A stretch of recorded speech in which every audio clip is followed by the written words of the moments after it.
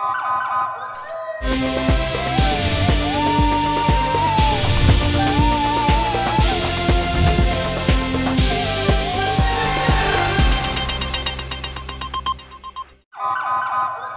पहले नजर डालते हैं अब तक की bulletin. Deputy commissioner Chiniot captain retired Nadeem Nasir और district police officer Chiniot Asadur Rehman ने मुहर्रमुल हराम के सिलसिले में डीसी ऑफिस में बनाए गए डिस्ट्रिक्ट इमरजेंसी कंट्रोल रूम का विजिट किया।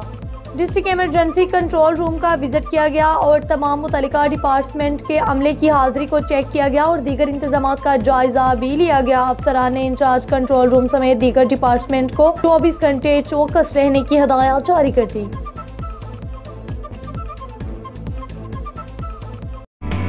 सर्दियों में नज़ला और जुकाम बनते हैं कई बीमारियों का सबब। डेटॉल सोप के रोजाना इस्तेमाल से सर्दियों में बच्चों को बीमारी से शील्ड करना है आसान। इसका जर्म डिफेंस प्रोटेक्ट करे 100 बीमारी फैलाने वाले जरासीम से और दे यकीनी हिफाजत।